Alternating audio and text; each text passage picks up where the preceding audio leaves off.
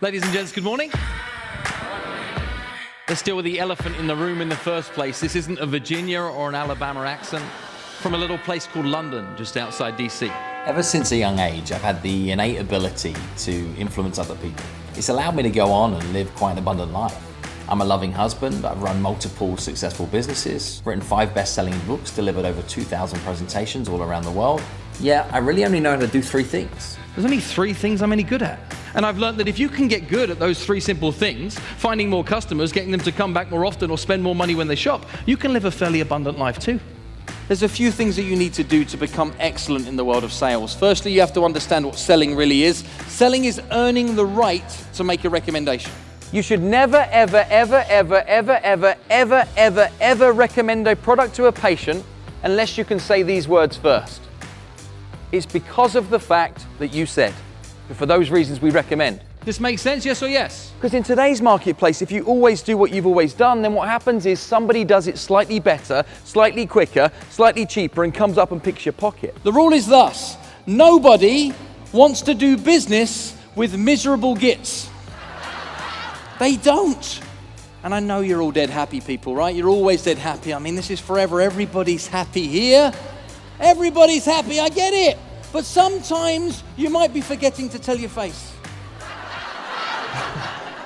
Feedback from the crowd, you never know what people are going to say, right? But Phil's quick-witted, he's got a great sense of humor. He said some very disruptive things in that room, and you didn't get negative feedback. You got, oh.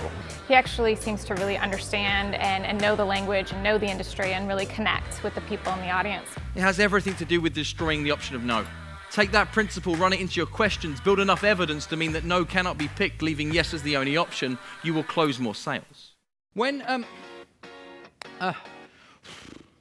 is the worst time to think about the thing you're going to say?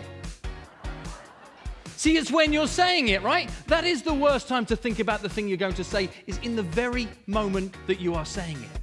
When you look under the hood of any business, products people are selling are the same, the training is the same, the leads are the same, in fact the opportunity is the same. The more I drilled down into it, the more I discovered the people that were crushing it, they knew exactly what to say, when to say it, and how to make it count. And I learned that the right words in the right way would allow people to act on impulse, it would talk towards their subconscious, it would allow them to move more freely. These words would move people out of maybe or those grey areas.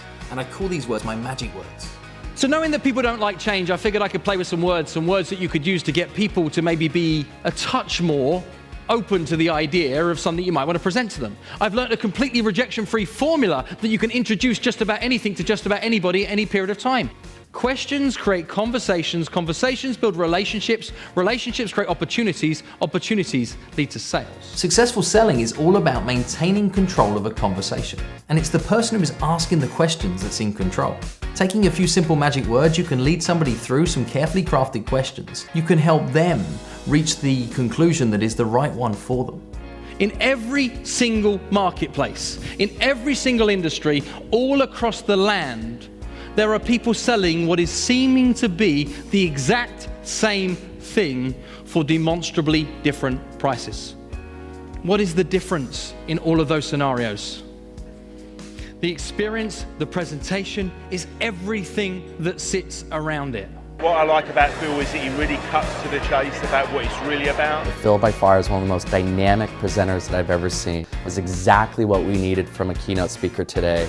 Phil talked to one of my salespeople in the break. One of my salespeople then rang one of his prospects. He just had the deal confirmed. I guess if you take away everything from me, all I really am is a sales trainer, albeit a bloody good one. And the reason that I got into this work is because of the hundreds of people or the thousands of people who are great at what they do but failing to get the results I knew they were capable of. So I've turned away the hundreds of things that I could be doing with my career to do the thing that really drives me, teaching people to sell. Opportunity is there for you to go take it. Nobody is going to give it to you. Nobody is coming to save you. You are responsible for your own success. So ladies and gentlemen, my name is Phil Jones. It's been a huge pleasure to serve you. I wish you all the success in the world you're prepared to work for.